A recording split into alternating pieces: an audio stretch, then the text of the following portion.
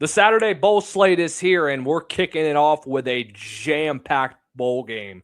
The Pitt Panthers, fresh off of an 8-4 season, but losers of 2 of the last 3, had an opportunity to be a spoiler in the ACC title hunt, face off against the East Carolina Pirates and Blake Harrell and company in their first full year as head coach. He's led this team to an 8-4 season with the help of one of the best offenses in college football. Hello, everyone. I am Lucas Hill here at the Southern Sports Scene. This is our daily Belt Bowl previews. Big one ahead of us, the East Carolina Pirates and the Pitt Panthers. Who's going to come out victorious in this one? Make sure you guys do us a favor. Hit the like, share, and subscribe button down below. Turn on the bell notifications so that you are notified every time we go live or post a new short here on the Southern Sports Scene. Thank you to our good friends over at FrostBuddy. Going over to frostbuddy.com. Use our promo code SSS15 to get yourself 15% off of your first purchase on all mugs, all tumblers, whatever it is. Also going over to chikenutrition.com. Click the link down below to get yourself 10% off and get yourself to start off the new year with the best shape possible. 20 grams of protein, 1 gram of sugar, 1 gram of fat, so that you can get yourself and start the new year off on the right track with Chike Nutrition. East Carolina's offense is going to be interesting going into this one because you no longer have John David Baker. Former Colt offensive coordinator at Ole Miss has now returned to Oxford as the full-time offensive coordinator. So what does this mean? Well, now you've also lost your defensive coordinator to South Florida. Former East Carolina's Josh Aldridge is now going to join Brian Hartline over in South Florida. So where does Blake Harrell go? It's got a lot of questions. This is one of the best offenses in college football, and they've shown it on tape that they can compete with all of college football. But here's another problem. Caton Hauser, one of the best quarterbacks in East Carolina, is now in the portal.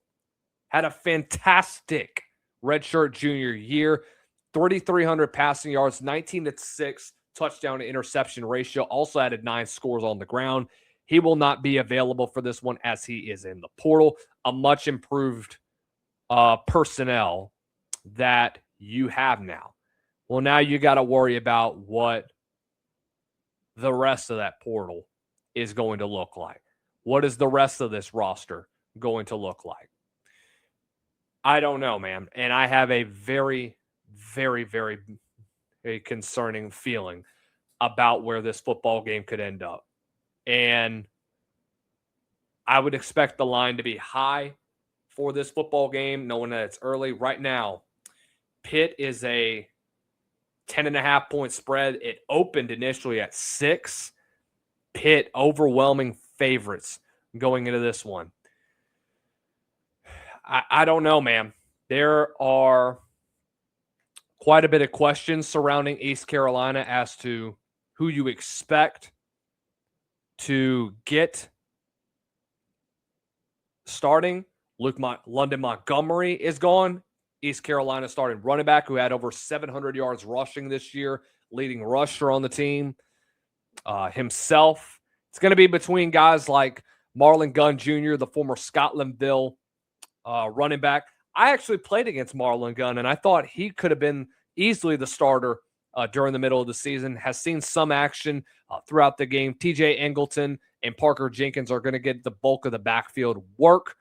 Montgomery, a former Penn State guy, transferred into East Carolina, and now here he is back in the transfer portal once again. Probably would go back to the P4 level. Definitely wouldn't surprise me if he did that. But this is a guy, Marlon Gunn, that I thought continued to improve. I know that his carries have gotten limited because of the amount of depth that is increased with East Carolina's backfield, them continuing to go to the portal. But this is a guy, Marlon Gunn, that ran for over 100 yards in their last game against FAU, has shown signs that he can be a downhill force that can be reckoned with. Looked pretty good early on against Tulane, which was one of the best defenses in the American. And I thought he showed out at times. And I think he has an opportunity to bring forth kind of a breakout package, to kind of put it wildly. But we'll see. That, of course, is something that's going to be up to him. Anthony Smith. This is obviously going to be one of his last games as an East Carolina Pirate. He's a senior leader, has been with this program for a while, and he's seen the ups and downs. This guy that is going to go to try and get 1,000 yards on the season. I don't know if he's going to do it, but I do expect him to be the number one target going into this game. No Javante Connor, who was pretty stout tight end throughout the season, former 3-star guy, or a top 20 tight end, according to ESPN. 333 yards during the regular season, had averaged almost 15 yards a catch. He can be a reliable safety valve for any program. Yannick Smith, who's obviously going to go into the portal himself. 44 catches, 583 yards throughout the season. He's had a 100-yard game. Anthony Smith is one of those guys that just can change games. So we'll see what he can do as a whole. The question at quarterback is whether or not it is going to be Mike Wright Jr. or it's going to be Chase Ndita. I think both of them have seen time at quarterback. I know it was in garbage time, but no time is better than the last. Mike Wright has the most experience at this point. Wright started with Vanderbilt, then went to Mississippi State, and then last year was at Northwestern, now in his first year with East Carolina. This is one of those years where I think that they wish they still could have maintained a guy like Jake Garcia, who is now pretty much a backup at Michigan. So he's not going to see any part of the field. You would have liked to have had a guy like Jake Garcia in the backfield, but doesn't matter. Here's a guy in Anthony Smith that started at NC State, transfers to East Carolina, and immediately made an impact. So, one of the best scoring defenses in college football in East Carolina. Allowed just 20 points a game, one of the best rushing defenses. But there's not a lot of guys that they lost to the portal compared to what the offense did. And like we already mentioned, losing a guy like Josh Aldridge is going to suck.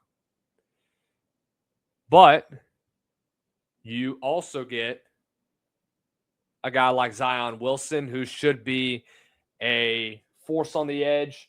Expect him to play a role in this one. Pitt's offensive line has to get better.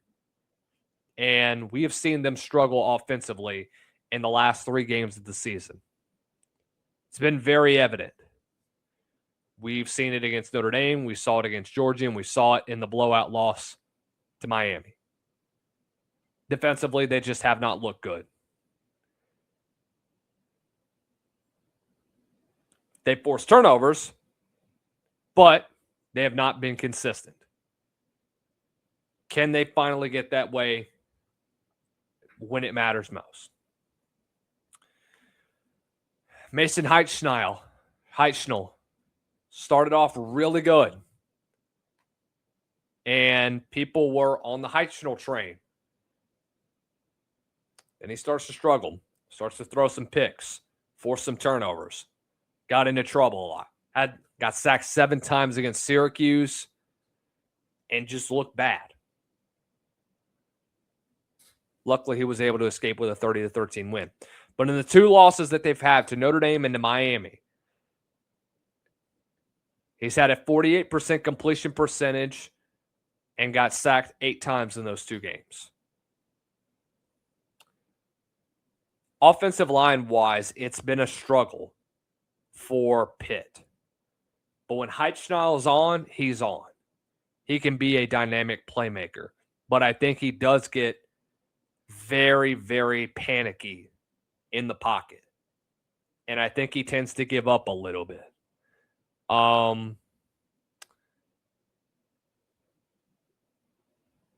At this point, this was one of the best scoring offenses in the ACC in Pitt. When you look at the amount of depth that they have, Heitschnall, not necessarily your top target at quarterback. But what can you do to wear down Pitt? You keep the football and you win the time of possession game. Georgia Tech did it, but they turned the ball over twice. Pitt's defense can do pretty well in creating turnovers. And they've done well throughout the year in creating those turnovers and turning them into points. That's what's helped them win a lot of these games. So if you can have games like this that Pitt can create turnovers and they turn it into points, they will be just fine. One of the number one offense in scoring in all of the ACC, but they're just in the middle when it comes to scoring defense. They're ninth in the ACC in that. They are seventh in yards per game, but they're ninth in yards per game on offense. How does this Russian defense that East Carolina has been so well known for throughout the season shut down this Pitt offense? Well, you force them to go to the ground. And you force them to go to a guy like Jakarian Turner, who has had a solid freshman year. He's popped off for some big-time yards. Had a 100-yard game against Stanford, went for 200 against Georgia Tech. But you force them to go to the ground. You establish yourself in the line of scrimmage, and you attack their weak point. That's their weak point right now, is their rushing offense. Because their offensive line, with all due respect to what Pat Narduzzi has done, they're not good. They're not. That's an area of the field that you got to take away if you're East Carolina, if you want to stay in this football game.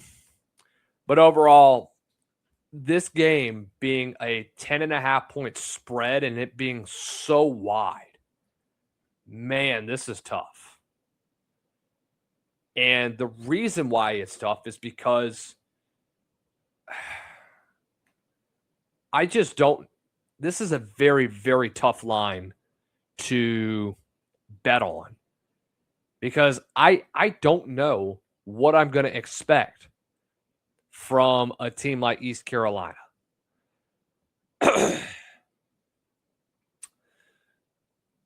Look, this is a quality opponent that East Carolina is playing. You're playing a Pitt team that was in a very good spot to play against a potential ACC title foe if they had beaten Miami. I don't know if they'll be able to do it this year. Obviously, you have a lot that you lost. Caden Hauser's gone. J.D. Baker is gone. Josh Aldridge is gone. What happens with your team? Defensively, you didn't lose a lot of pieces. That's great. But the problem is that when you have so much depth on offense and so many top